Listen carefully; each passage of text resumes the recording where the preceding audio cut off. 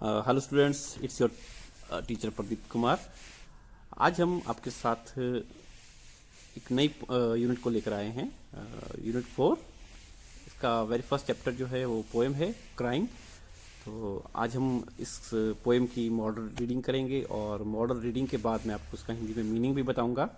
And I hope कि आप इसे ध्यान से सुनेंगे और जो भी इसमें वर्ड्स, न्यू वर्ड्स आएंगे उनका आप उसका रिसाइट करेंगे, उससे आप बार बार रीड करेंगे। और जो उसके बाद इसका मीनिंग मैं बताऊंगा, उसे भी आप ध्यान में रखकर इस पोएम को बिल्कुल समझेंगे। उसके बाद हम इसकी वर्कशीट डिस्कस करेंगे। तो आइए स्टार्ट करते हैं poem crying. Dear students, let's start our poem Crying. Read and enjoy. Crying only a little bit is no use. You must cry until your pillow is soaked. Then you can jump in the shower and splash, splash, splash.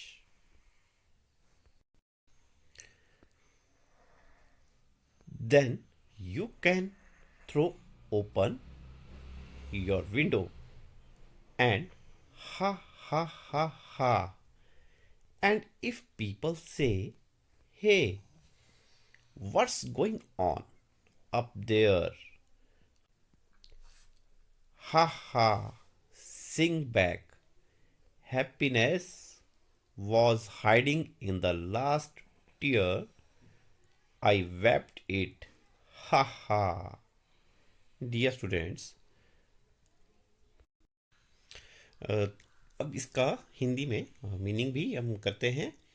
तो crying only a little bit is no use.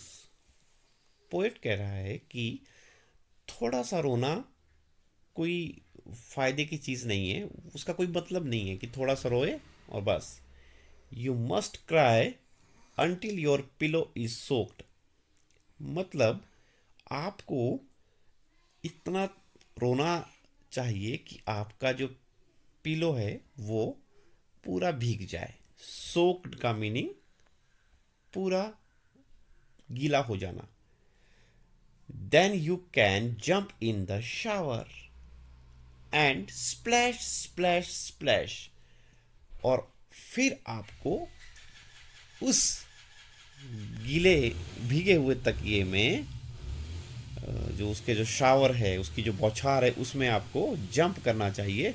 और उसमें उछल उछल कर जैसे आवाज़ आती है पानी में, छप छप की आवाज़ आती है, उस तरीके से आपको उसमें डुबकी लगानी चाहिए। इतना ज़्यादा रोना चाहिए। Then you can throw open your window.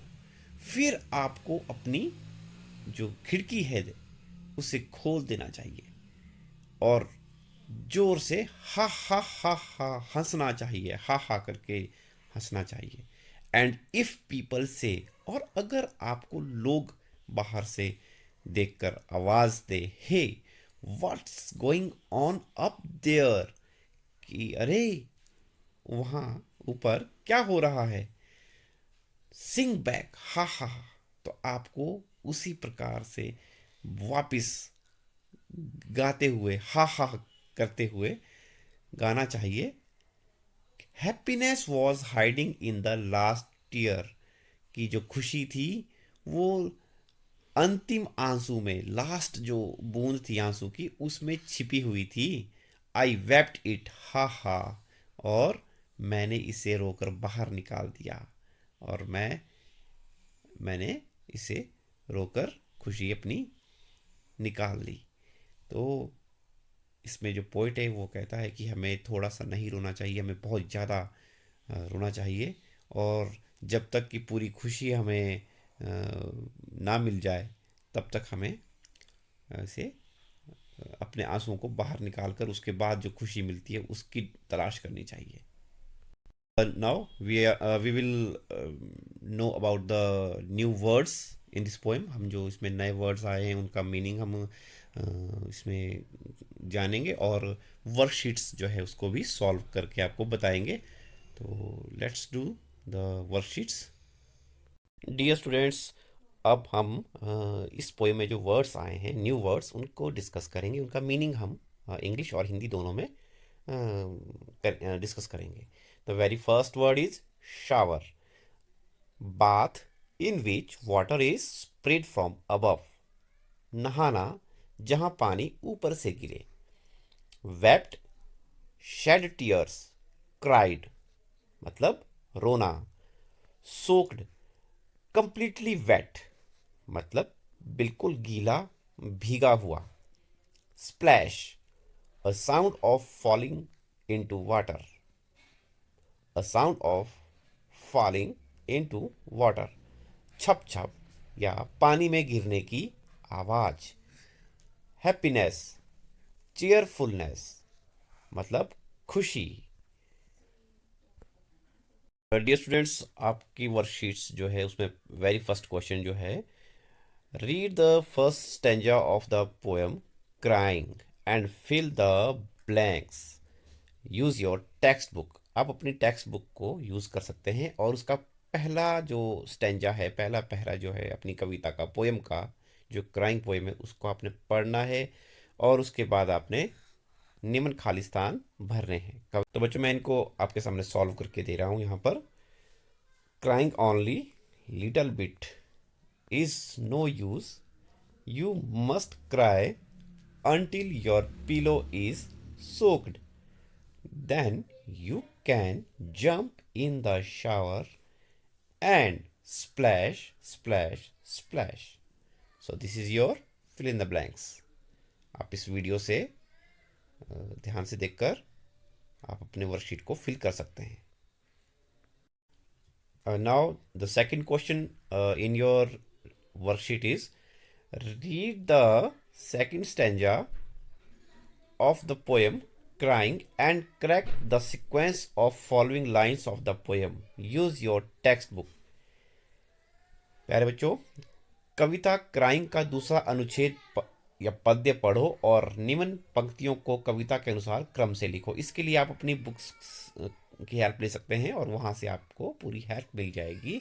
यहाँ पर जो ये पंक्तियां हैं इनका क्रम आगे पीछे कर दिया गया है, तो आप इसको अपनी बुक से कंसर्न करके आप इसको सॉल्व इजीली कर सकते हैं। Question number 3 of this worksheet is, a person who writes poem is called the poet. Who is the poet of the poem crying? एक व्यक्ति जो पोएम लिखता है उसे पोएट कहते हैं, कवि कहते हैं। इस क्राइंग पोएम के कवि कौन है? तो इसका आंसर है गैल्वे किनेल। गैल्वे किनेल जो है इस पोएम के पोएट हैं। Question number 4, read the following word meaning and match the correct columns. Splash, column A में पहला वर्ड जो है स्प्लैश, और कॉलम बी में आपको मीनिंग्स दे रखे हैं वर्ड्स के, और यहाँ पे वर्ड्स दे रखे हैं जैसे splash, shower, wept, soaked, happiness. तो इसी तरह आगे जो कॉलम बी है उसमें इनके मीनिंग्स हिंदी और इंग्लिश में दिए हैं। अभी हमने एक इन सभी जो वर्ड मीनिंग्स हैं इनको अपने वीडियो में आपके साथ डिस्कस किया है और उनके आंसर आपको उसमें ही दिए हैं। तो आप वीडियो को ध्यान से केयरफुली देखकर वर्ड मीनिंग को मैच कर सकते हैं।